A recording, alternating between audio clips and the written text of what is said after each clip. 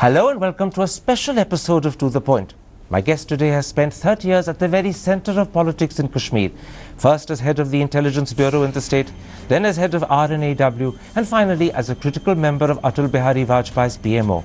In that capacity, he was involved in the Rubaiya Saeed kidnapping, the hijacking of IC-814 and the Agra summit. He's also worked in close proximity with Atal Bihari Vajpayee, L.K. Advani, Farooq Abdullah, Mufti Muhammad Saeed, Omar Abdullah, Mehbooba Mufti, Brajesh Mishra and Mirwais Omar Farooq. In a book that's to be published on Wednesday the 8th called Kashmir, the Vajpayee Years, he tells stories, anecdotes, facts and secrets that haven't been revealed before. But today in an exclusive interview, he's agreed to share many of those with us.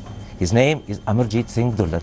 Mr. Dullat, let's start with Mufti Muhammad Saeed, the present Chief Minister of Jammu and Kashmir. In your book, you write, Mufti was a man who loved his black label whiskey. Tell me more. Yeah. You know, as I said, this book is on Kashmir. And I thought, Mufti is fair enough, but why black label whiskey? Anyway, I'm reminded of a similar question I was asked by a friend some years ago. He said to me, you know these Kashmiris, tell me how many of them drink. And I said, well, I know the ones who drink. I don't know about those who don't drink. As far as Mufti Sahab goes, he liked his drink, he loved his drink. And in the years that I got to know him in the early 1990s, he would invariably invite me at about 7 o'clock, and I knew I would get a drink, maybe two. And whenever I said, Mufti Sahab, I think that's enough, he would say, ek chota aur ho jaye, one small, as he used to call it. And he was a regular tippler. In fact, his relationship with the National Conference was never great. And they had a nickname for him. They used to call him Mufti Whiskey. Now, did Mufti Sahab simply enjoy his whiskey, or did he sometimes drink more than he should? No, he never drank more than I never saw him drink more than he should. But he enjoyed his whiskey. In fact, unfortunately, he hasn't been in the best of health the last few years. And now when he calls you in the afternoon and you get a cup of tea. I asked him one day, I said, "Aap aajkal whiskey nahi pee rahe?" He said, "Doctor ne mana kar diya." I said, "Sir, why don't you change your doctor?" But in those days, he drank quite openly. He had no qualms about drinking. No.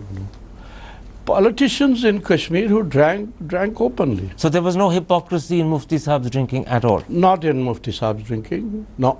He wasn't embarrassed, he wasn't worried by the fact that he enjoyed a whiskey or two? Not at all. Now, you write in your book that when Atal Bihari Vajpayee was Prime Minister after the elections of 2002, Mr. Vajpayee advised Sonia Gandhi against making Mufti Sahab Chief Minister. What were the reservations in Mr. Vajpayee's mind?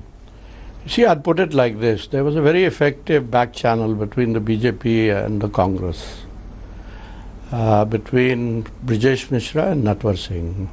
And Brajesh sent word through Natwar Singh that we would prefer a Congress Chief Minister. Why don't you have a Chief Minister of your own?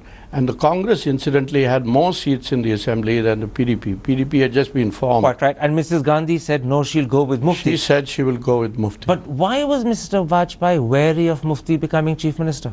You see, it's like this, that there were stories in those days that Mehbooba had links with the Hizbul Mujahideen. And I think some of those stories were not incorrect. Also, Mufti Sahab had a long association with the Jamaat, which was not looked upon in the best way in Delhi. Gilani Sahab has been an old friend of his. And so there were reservations at that point of time. Also, nobody took Mufti Sahab seriously in the 2002 elections. Nobody thought he would get even 15 seats. So there were multiple reasons why Mr. Vajpayee was wary of Mufti Sahab. That's right. In fact, you write in your book that when Mr. Vajpayee visited Kashmir for the first time after Mufti Muhammad Saeed became Chief Minister, we're talking about April 2003, he was very keen that Mehbooba Mufti shouldn't be on the stage with him. You write in your book, there were grave doubts about Mehbooba in Delhi. I've already explained that, but yes, I think there was no space on top for her. But the doubts were to do with the fact that she had links to the Hizbul Mujahideen. Absolutely. In fact, you write in your book that the Hizbul Mujahideen provided her and her party help during the 2002 elections. That was the general perception, yes. So at that point in time, Mehbooba Mufti more so, but even her father somewhat, were people about whom Mr. Vajpayee had question marks in mind. Yeah, there was a little question mark, and I think let's put it like this, that Mufti was Delhi's last option. Now, since then, a lot of water has flown down the Jhelum.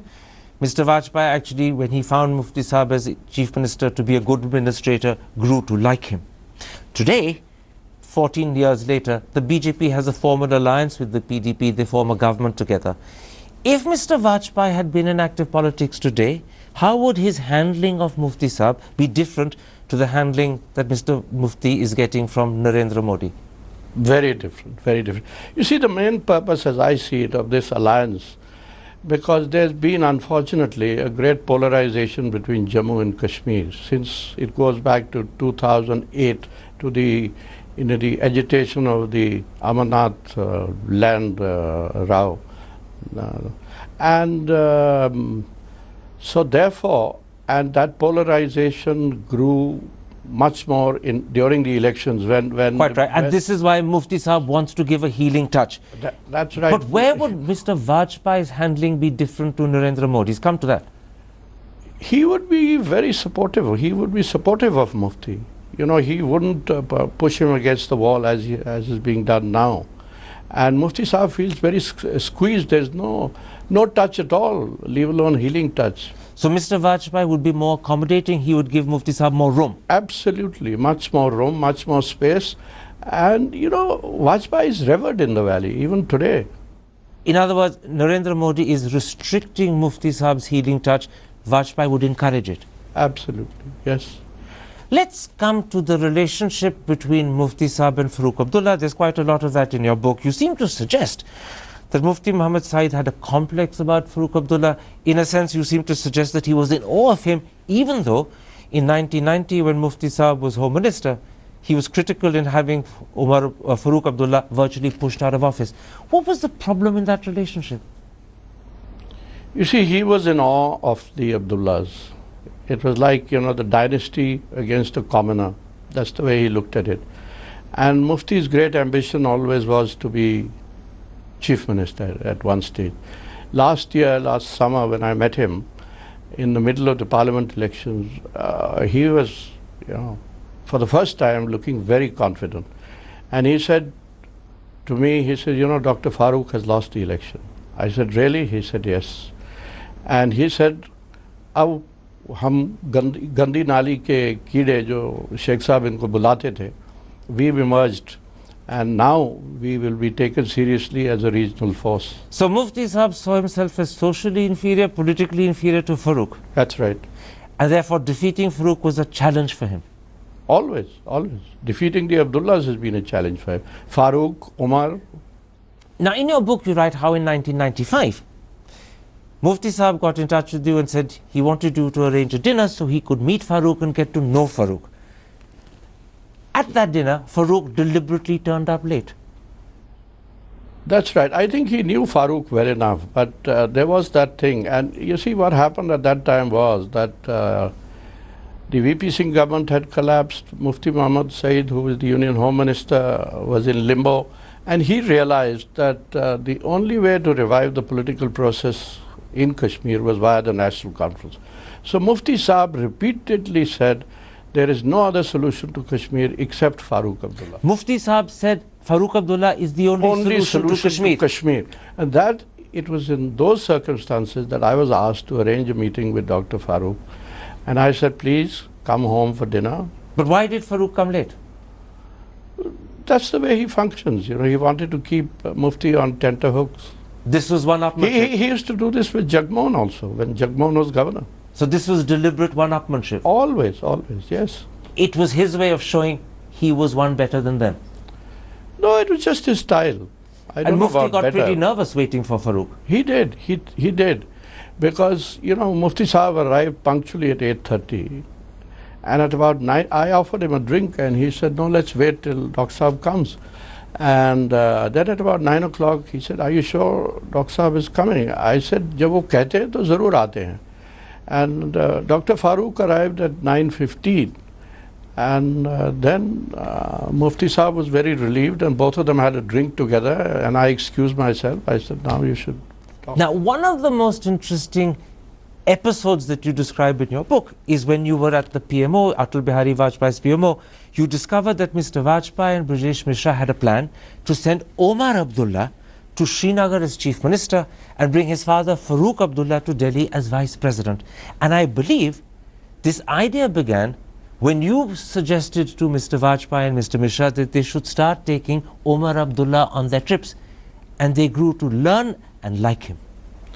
That's right. You know, Omar was a great minister here, Minister of State in Commerce and Minister of State for External Affairs. He made a big impact with the government.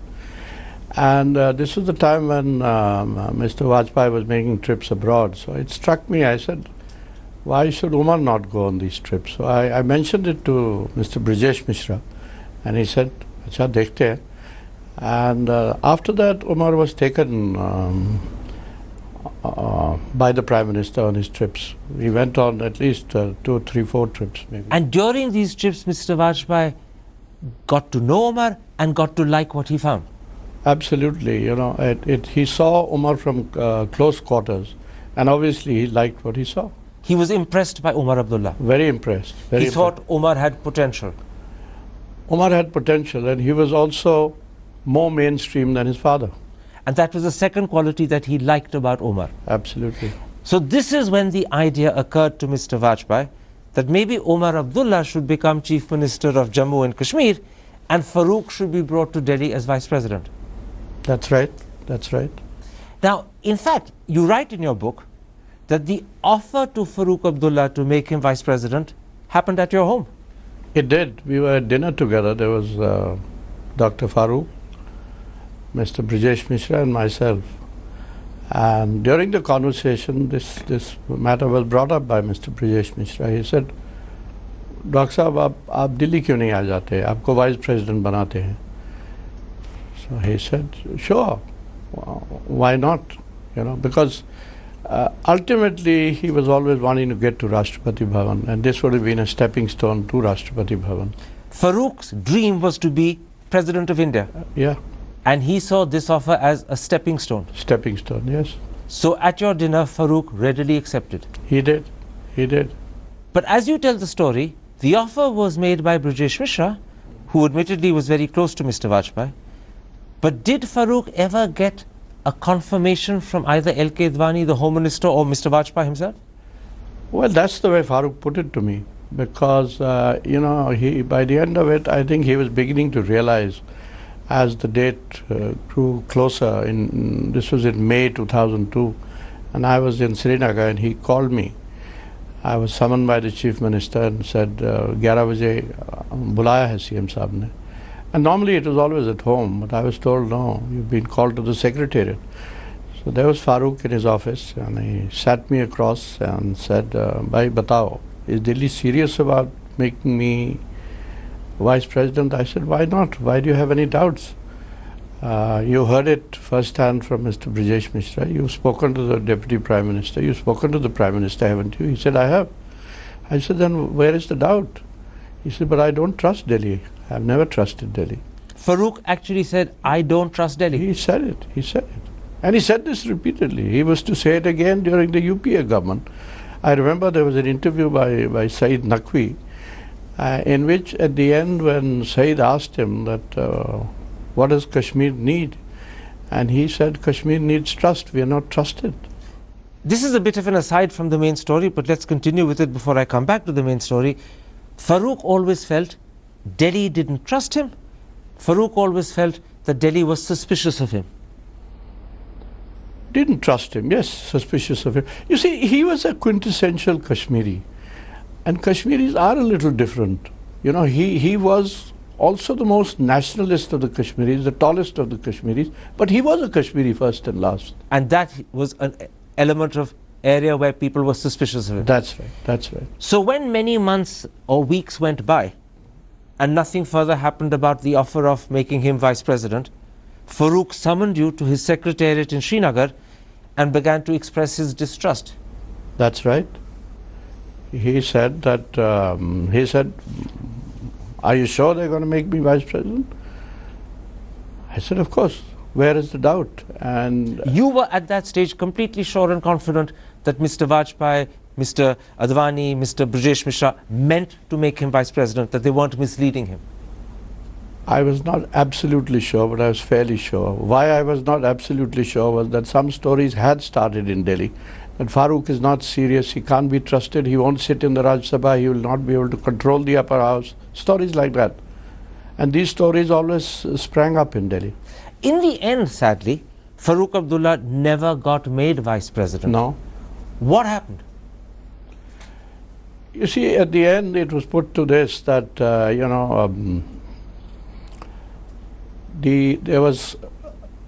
there was an attempt to evolve a consensus between the BJP and the Congress to get Krishan Kant, who was the vice president, elevated to president. Now, if that had happened, then Farooq could fit in. But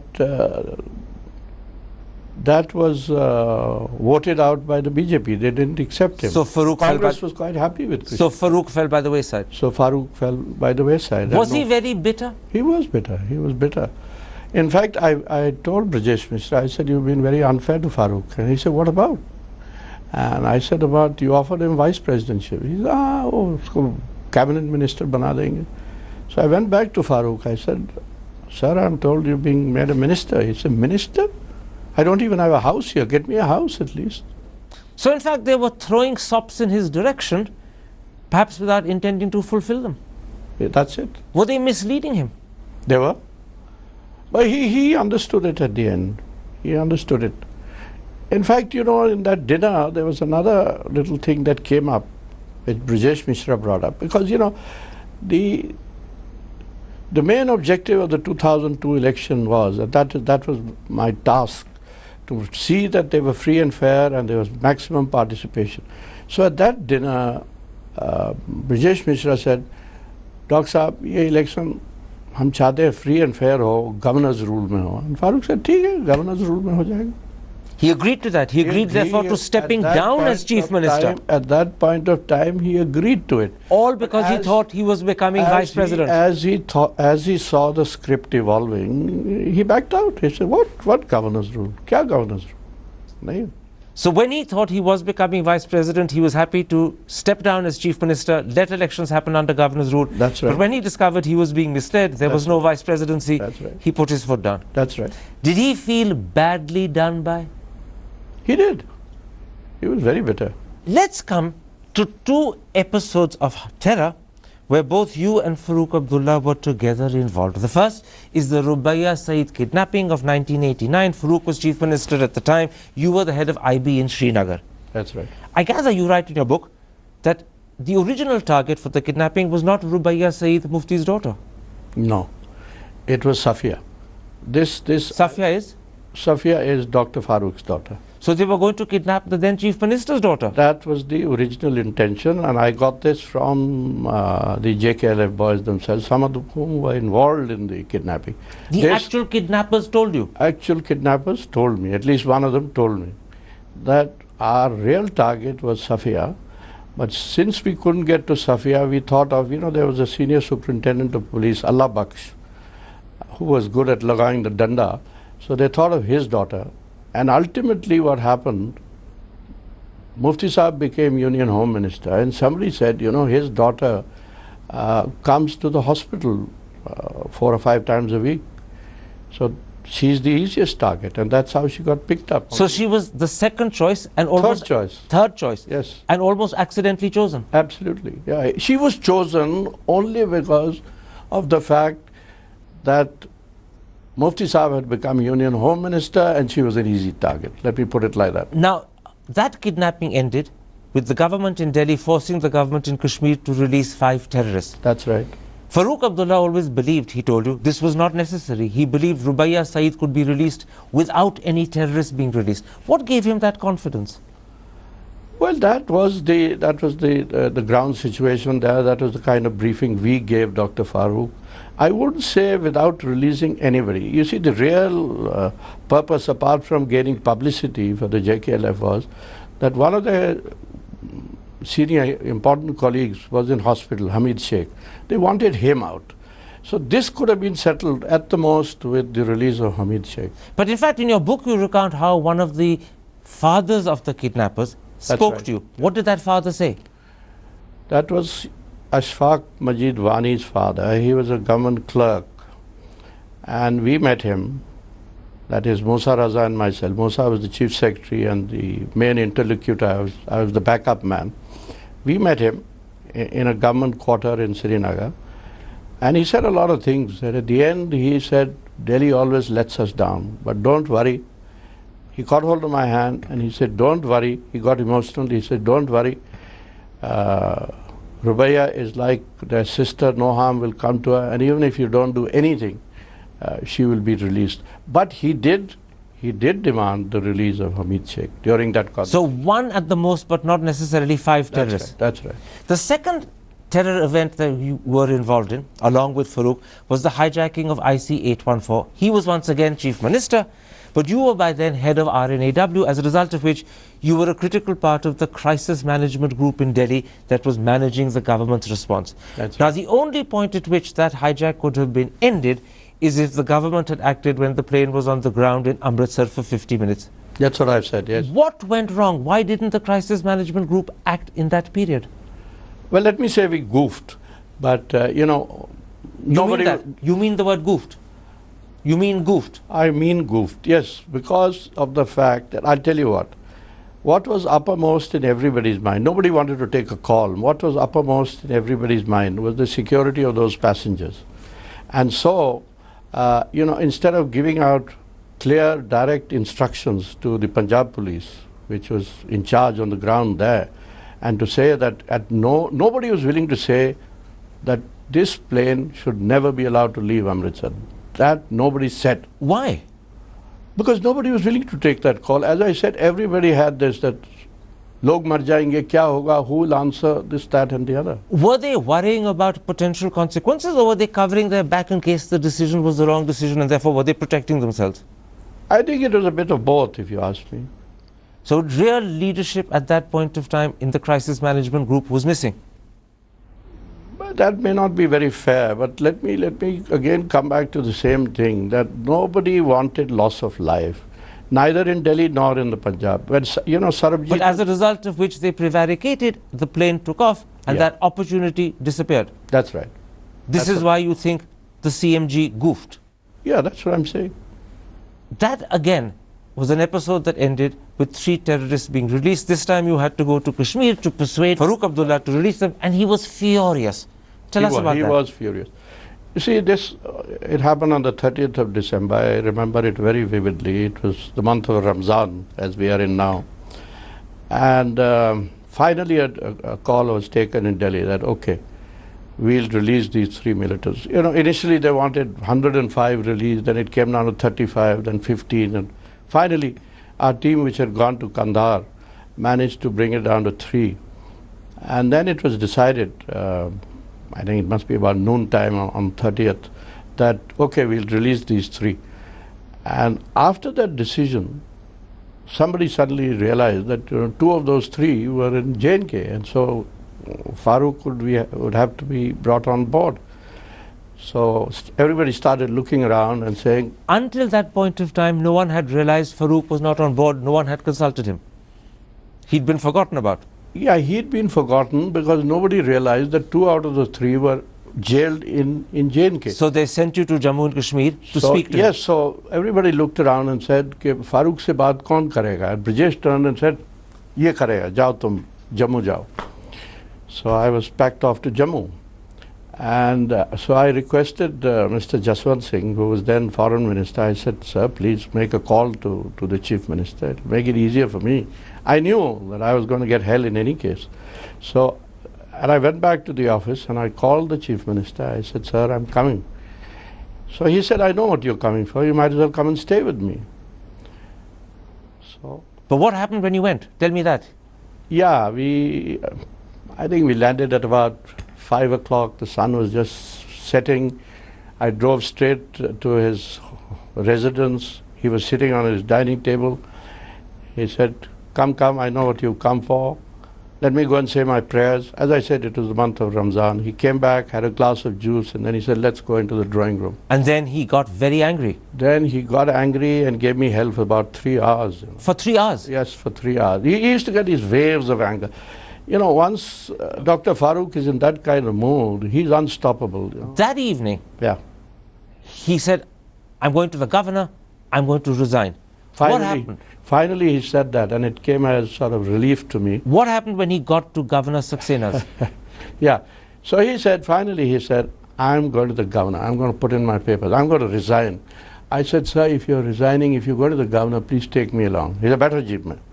So I got in by his side, and obviously he had informed the governor that he was coming. Because What happened when he got there? it was about 10 o'clock at night. When we got there, he started his thing. He says, these idiots, these buffoons, they don't know what they're doing.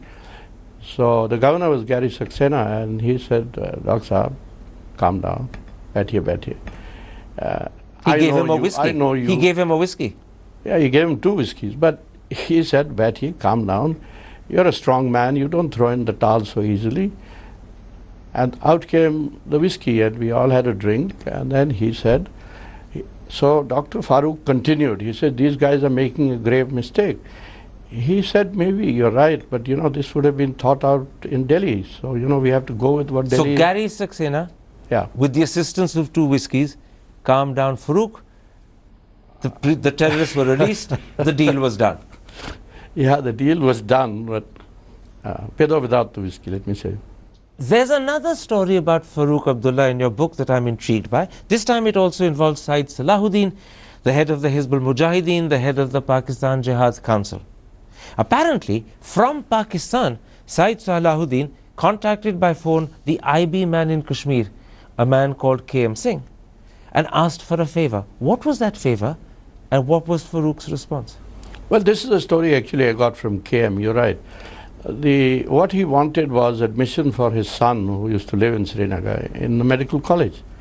And so KM thought, and I think KM was right, that okay, let's do this guy a favor.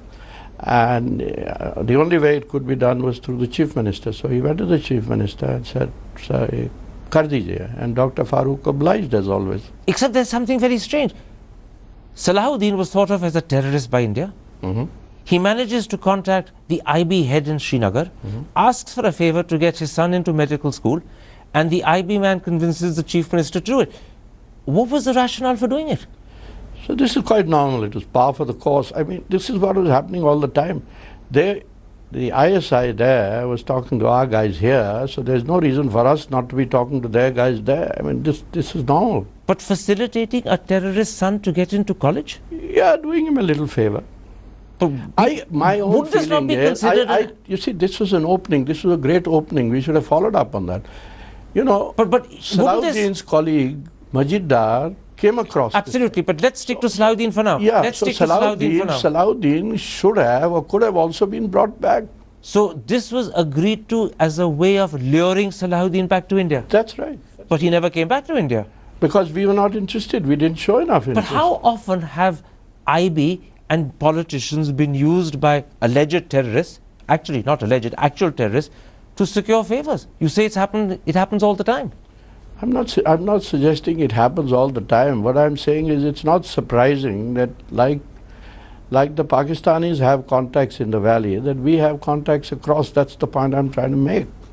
But what's surprising to people when they hear it is that these contacts are so close that Salahuddin, sitting in Pakistan, considered a terrorist by the Indians, can ring up the IB and ask for a favor, and the IB man approaches the chief minister and gets the favor done. That will be surprising to Indians. No, but that was a one-off thing, you know. That kind of favor was a one-off thing. But these contacts were quite regular. Can I ask you this? How often does IB get rung up by people we consider terrorists and asked for favors? Quite often. Quite often. They needn't be all in Pakistan. There are quite a few here as well as in the valley. We've all dealt with terrorists. We've dealt with militants. I myself have dealt with militants. And naturally, they do ask for favors at times. And you do them? At times you do. From the Indian public? Obviously. But are the politicians... we've gained by those favors. We haven't lost anything by those favors. But are the politicians and the government of the day made aware? Or is it hidden from them as well? No, obviously the government would know Fully. fully. Would the government be consulted? Would their permission be taken in advance, or would they simply be informed afterwards? Well, in some cases it would be taken in advance if it was thought important enough. In some cases, well, it just happens and you are informed that this is it. So Because in it's been some cases, you see, the kind of favor that you're talking about, you got stuck on this one medical college seat, which is not the normal norm. This was an exceptional case for an exceptional person, let me put it like that. What are the other And I think that exceptional person should have been brought home back to the valley. What are the other sort of favors that terrorists ask for from IB? Okay, let me give you a case that, there was I like to think of him more as a militant than a terrorist because he became a friend. There was a guy called Firdaus Said. And he came overground in 1996. A lot of boys started coming overground. We could sort of claim credit for motivating them to come overground. He was very close. He was Shabir Shah's commander-in-chief, let me put it like that. And after he came overground, he came to Delhi, he met the Union Home Minister. In fact, they met two consecutive Union Home Ministers in Delhi. First Mr. Chavan, and then the government changed, and Indrajit Gupta. And so after all that coming overground, coming to Delhi, meeting with the Home Ministers, they said, now what for us? So Firdaus said, मैं तो अब कहीं का भी नहीं रहा. So I said, नहीं, ऐसी बात नहीं है. So what did he want? He wanted accommodation in the political system. So again I went to Dr. Farooq and I said, this is a good boy. He comes from a national conference family. He has a national conference background. Why don't you make him an MLC? And Farooq obliged him. So a former militant, you prefer to call him a militant, not a terrorist, but others might call him a terrorist, came overground and got accommodated and got made an MLC. MLC, yes. In the National Conference. In the National Conference. This sort of help to each other is normal and par for the course. Absolutely. So although I'm surprised, this is exactly how the IB, this is how RAW functions. This is how everybody functions all over the world, sir. All over the world. All over the but world. This is critically how Kashmir functions. This is in fact a new light that you are shedding on Kashmir for people who are unaware. I don't know whether it's just Kashmir. This is how it is. As I say, it would be the same in Pakistan, it would be the same in Britain, it would be the same in the United States. Favors are given and favors are done. This is the interesting thing. Intelligence officials, spies as they call them, or spooks in common language, do favors to each other regardless of the political differences or ideological differences that separate them. That's part of the trade. Absolutely, absolutely. We could do favors to Pakistan and Pakistan could do favors to us if we had an understanding there. Recently, we had an operation in Myanmar in which we could not have done that without the cooperation of the Burmese Now government. you're revealing to an audience the inside thinking, the inside mental attitude of an RAW man and an IB man. This is how you operate in Kashmir. Favors are done to each other all the time. Again, you come back only to Kashmir. I'm saying it's done all over the world. All right. Let's take a break at that point. When I come back, in the limited time available, I want to talk to you about the Agra Summit. I want to talk to you about what Atal Bihari Vajpayee said about 2002, because that comment from that Prime Minister was particularly revealing of what he thought of the killings in Gujarat in 2002. Stick with us. Welcome back to a special episode of To The Point with a man who spent 30 years in Kashmir, Amarjit Singh Tulak, the former head of RNAW, as well as the former critical member of Prime Minister Vajpayee's PMO. He's revealing secrets, anecdotes, stories, facts and details that have never been heard before. Mr. Tulak, let's come to Atal Bihari Vajpayee. You were a critical part of his PMO during the Agra Summit. You revealed in your book that the then Pakistan High Commissioner, Ashraf Qazi, told you that the night before the Agra Summit, when LP Advani, then Home Minister, met Musharraf in Delhi, that meeting struck a sour note and everything got off to a bad start. What happened at that meeting? Well, according to Qazi Sahab, Mr. Advani went to call on the General, Rashtrapati Bhavan, and the meeting didn't go off particularly well because Advani ji started by asking for the release of or repatriation of Dawood Ibrahim. And the general said, let's at least get to Agra. And so Khalid Saab says that spoiled the whole atmosphere, and it was to haunt Agra.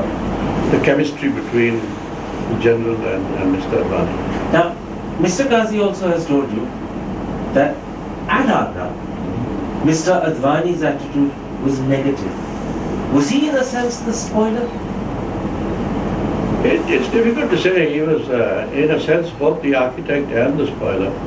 But what the High Commissioner says is that the Advani of Agra was very different from the Advani in Delhi, where we know that they had a great relationship and they used to meet frequently. So Advani did a change, and as a result, Agra didn't happen. From the Pakistani point of view, he became more difficult in Agra. Let me put it like that. When Vajpayee Saab and Mr. Mishra returned from Agra, you write in your book there was a huge palpable sense of disappointment. They believed that they were within a whisker of success, and it all slipped out of their hands. How exactly did Mr. Mishra face it? Yeah, of course, I never met the Prime Minister, but I did meet Mr. Brajesh Mishra, and I asked him, how did it go? He said, वो तो हो गया था, होते होते रह गया. And yes, there was a palpable sense of disappointment. So I said, क्या हुआ? What went wrong? And he explained it. He said, Pakistanis committed a tactical error because they put all their eggs in the Vajpayee basket, and the old man came under too much pressure. In other words, the pressure on Mr. Vajpayee was too much. That's right. And therefore he couldn't leave. But that's the way it was put. You recount in your book how, at least on 2 occasions in Agra, Jaswant Singh, who was then Foreign Minister, actually rang the then Pakistan High Commissioner to say the deal was done. This is part of Khalid Saab's story. He said, Mr. Jaswant Singh called him at least twice or maybe thrice and said, come, we've got the papers ready to sign, the deal is done. But it didn't happen. This is why Brajesh Mishra said, and I'm quoting, Yaar hote reh gaya. That's right. Now, you also recount in your book a meeting you had with Atal Bihari Vajpayee in 2004, just after he'd lost the elections. At that meeting, you spoke about the Gujarat killings of 2002, and Mr. Vajpayee told you exactly what he thought of those killings. What exactly did he say? You see, that was my last official meeting with Mr. Vajpayee. Because I was leaving the PMO and I thought I should go and say goodbye to the old man. Of course, I continued to meet him after that, right up to 2008, as long as health permitted. I used to meet him twice a year. But on that occasion, I thought I should go and say goodbye. So I went to Racecourse Road, and I was immediately ushered in because there was nobody there. He was sitting by himself. In any case, the old man never kept you waiting very long. And he was there, and he was very relaxed. And I really didn't know what to say to him. So I said, sir, ye kya ho gaya? So he laughed heartily and he said, Inko bhi nahi malum kya ho gaya, meaning the Congress, even the Congress is so But bad. come to the Gujarat episode. Yeah, then we were talking, and then he said, he was sort of thinking back, and he said that Gujarat में शायद हमारे से गलती हो गई. Repeat that. Gujarat mein Gujarat में शायद हमारे से गलती हो गई. Atal Bihari Vajpayee readily accepted Gujarat was a mistake. Yes, he thought it was a mistake. Did he say more?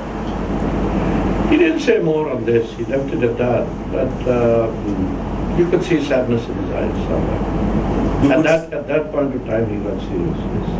You could see the sadness in his eyes. Yes. So this wasn't just words. You could see that he actually felt the sadness. Yeah, he felt that he'd made a mistake, or they had made a mistake. They being the BJP or Modi? BJP, obviously. Now, you're a great admirer of Atal Bihari Vajpayee. This is how you characterize the difference between him and L.K. Advani in your book. You write, Vajpayee was a politician to his fingertips and he could bluff anybody, Advani included. He was a Chanakya and there was nobody half as shrewd as him. In comparison, Advani was a straight arrow. This was so because he went by the book, by files, by advice. They're two fascinating personalities, and like you quoted from the book or whatever, he was a master politician, but there was nobody of his caliber. I think Farooq is a pretty good politician, but Atalji was supreme. And it was an amazing relationship between these two great men. You know. A lot was made out about the differences between them. But there was a wonderful chemistry also which worked. And the differences, I think, were exaggerated by people around on both sides. But when they were together, it was without doubt Mr. Vajpayee who was the senior, the number one. Absolutely, absolutely. And the Deputy Prime Minister admitted that always. You also got to know the Hurriyat leaders. One of them that you write about in a book in particular is Mirwais Umar Farooq. You say the Mirwais lacks political courage. Well, yeah, he lacks political courage because he's been dilly-dallying too long. He has a great future. I still see a future for him. You know, if there is one separatist or Hurriyat leader who matters in the valley, it is him. And I say this not only because he is Pope and High Priest, but because of the fact that he has a constituency, he controls the Grand Mosque or the Jama Masjid. But why do you say he lacks political courage? Because of the fact that he has been under threat, or at least perceived threat. You know, his father was killed, his uncle was killed, and in the family there is a great concern about his security. His mother is always worried about his security. So lack of political courage is holding his career back. That's right. I think Pakistanis are holding his career back. And I have mentioned this to Pakistani friends. You are doing a great disservice to the Mirwais. Why is the Mirwais unable to be more bold? Simply because of fear of his life? Fear of his life and fear of Pakistan. It goes together. So, in a sense, are you also saying that he's not man enough to be more than he is? No, I think he is man enough. He has ambition. He is see, there are, to me, the most logical connection or alliance. Absolutely, but if you're scared, particularly if you're scared of losing your life, you'll never take that extra step. You're saying that sense of fear, some would call it cowardice, pulls him back. There is fear, there is fear. I won't stretch it to cowardice, but there is fear. And fear of the gun still. Very quickly, because we're running out of time, let's come to Brajesh Mishra. He was the man who was, I believe, responsible for ensuring you became head of RNAW. He's the man who brought you to the Prime Minister's office when you finished being head of RNAW. For many, he's an enigma. People don't understand him. How would you describe Brajesh Mishra? Well, I would say he was a great guy, the greatest that I've worked with in my 39 years. You know, he had a very sharp mind, very cool, composed, gave you a lot of space, autonomy. He set the parameters and said, do it your way. How important was he in that PMO? He was the PMO. He ran the PMO. There was only one boss, everybody knew it. He was like the godfather. And did he have Mr. Vajpayee's complete and total trust and confidence? Absolutely. Sometimes when I used to say something to him, and he would say, PM se puchna padega. And I knew the old man is only buying time, because he could decide everything. So often, in fact, Brajesh Mishra as Principal Secretary took decisions, and maybe Mr. Vajpayee wasn't consulted. No, he knew. I think they knew each other's mind very well. So he didn't need to consult. He didn't. Most things he didn't need to consult. In other words, he was so confident he knew what Mr. Vajpayee wanted. He virtually ran the government. He virtually ran the government. Yeah, I say that again. You really mean that? I mean that. The Principal Secretary virtually ran the government. That was the main problem, sir, between the Prime Minister and the Deputy Prime Minister. Because, you know, this is the first time that we had the post of a National Security Advisor was created. And that created this uneasy feeling between the Deputy Prime Minister and the NSC. Mr. Advani felt that Mr. Mishra was more important and more powerful than he was. I wouldn't say he was more important, but he was more powerful. He was more powerful. He was more powerful. A Principal Secretary because of his proximity Not to the only Prime Principal Minister. Secretary, sir, he was the National Security Advisor as well. It was the only time, the first time and the only time when the two posts were merged in one. But you they really, were merged in one because he was a special person. But you really perceived mean, to be a special person. but you really mean that Brajesh Mishra was more powerful than the Home Minister? He was. And Mr. Vajpayee wanted that to be so, I take it. Well, he was a part of it. He acquiesced in it. He acquiesced in it. Yeah. So he had no problem. No, yeah. It might even have been something that he was not just happy with, but designed. Well, I wouldn't say that. I don't think he would design it, but that's the way it functioned, and he was quite happy with it because it functioned well. Except for the discomfort it caused the Deputy Prime Minister. And that was serious discomfort. It was, but again I say it was exaggerated. But let me end by repeating, because I think this is so important. Rajesh Mishra was more powerful in Vajpayee's government than the Home Minister. I think he was. A pleasure to